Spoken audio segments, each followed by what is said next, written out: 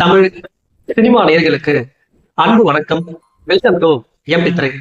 இந்த ஷோல இயக்குனர் அவினாஷ் பிரகாஷ் இயக்கத்துல அப்துல் ராஃபே, மிதுன், நிதின், ரித்திக் மோகன் இவங்க நடிப்புல வெளிவந்திருக்கிற திரைப்படம் தான் நாங்கள். இந்த படம் எப்படி இருக்கு, இந்த படத்தினுடைய கதை என்ன அப்படின்னு சொல்லி பார்க்கலாம் வாங்க. பெற்றோர்கள் பிரிந்து வாழக்கூடிய சூழ்நிலையில 3 சகோதரர்கள் தந்தையின் அரவணைப்புல வளர்றாங்க. இந்த தந்தையை பொறுத்த வரைக்கும் வந்து பாத்தீங்கன்னா ரொம்ப கண்டிப்பாவும் ரொம்ப ஸ்ட்ரிக்டாவும் இருக்காரு. இவர் பெரிய ஒரு பணக்கார தொழிலதிபராக இருந்தாலும் தொழில் ரீதியா மிகப்பெரிய தோல்வியை சந்திக்கிறார்.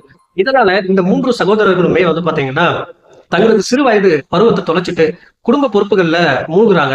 இதனால இந்த 3 சகோதரர்கள் என்னென்ன மாதிரியான பிரச்சனைகள், என்னென்ன மாதிரியான இன்னல்களை சந்திக்கிறாங்க, அவற்றையெல்லாம் சமாளித்து பள்ளி பாடத்தையும் வாழ்க்கை பாடத்தையும் எப்படி கத்துக்கிறாங்க. அதே சமயத்துல இந்த சிறுவர்களுடைய மனநிலையை புரிந்து கொண்டு இவர்களுடைய அப்பா மனம் மாறினாரா இல்லையா அப்படிங்கிறதா இந்த படத்தினுடைய மீதி கதை.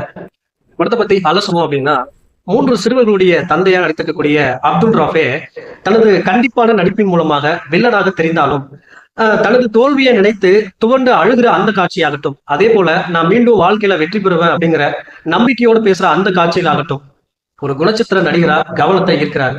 அதே போல தனது லட்சியத்தை தனது குழந்தைகளுக்காக மாத்திக்கிறாரு அப்படின்ற போது ஒரு நாயகனா ரசிகர்களுடைய மனதுல இடம் பிடிக்கிறார்.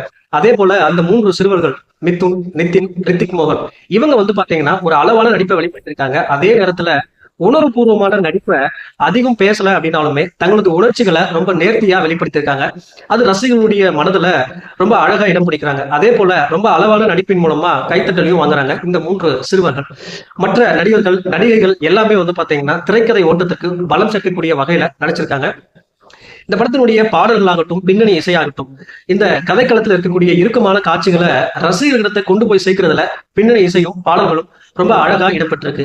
அதே போல இந்த படத்தை எழுதி இயக்கியிருக்கக்கூடிய நம்ம அவினாஷ் பிரகாஷ் வந்து பாத்தீங்கன்னா ஒளிப்பதிவும் படத்தொகுப்பு வேலையும் சேர்த்து பண்ணியிருக்காரு. இந்த படத்தினுடைய கதைக்களம் ஊட்டியில நடக்குது அப்படிங்கிறதுனால அந்த ஊட்டியினுடைய அழகை விட இந்த கதாபாத்திரங்களுடைய உணர்ச்சியை ரொம்ப அழகா காட்டியிருக்காரு. அதே சமயத்துல இந்த படத்தினுடைய காட்சிகள் ரொம்ப விறுவிறுப்பா இல்லைனாலும் இவருடைய படத்தொகுப்பின் மூலமா இந்த படத்தை சுவாரஸ்யமா காட்ட முயற்சி பண்ணியிருக்காரு.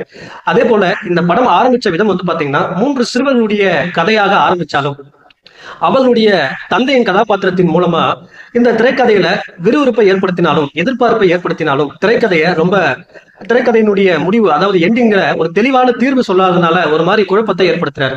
என்னதான் ஒரு உணர்ச்சி பூர்வமான கதையா இருந்தாலும் அதை சாமானியமான மக்களுக்கு எளிதில் புரியக்கூடிய வகையில சொன்னாதான் அது திரைப்படத்தினுடைய பலமே. அதை இயக்குனர் மிஸ் பண்ணிட்டார் அப்படின்னு தான் சொல்லணும். பட் என்னதான் இருந்தாலும் ஒன்ஸ் ட்ரை பண்ணி பார்க்கக்கூடிய படம் தான். இந்த படத்துல இன்னும் சாமானியர்கள் புரிந்து கொள்ள வகையில இந்த படத்தை சொல்லியிருந்தார் அப்படின்னா இந்த படம் வேற லெவல்ல இருந்திருக்கும். மொத்தத்துல இந்த படத்துக்கு எம்டி திரை கொடுக்கிற ரேட்டிங் 5 to 2.5. அடுத்த வருஷத்துல சந்திக்கிறேன். நன்றி, வணக்கம்.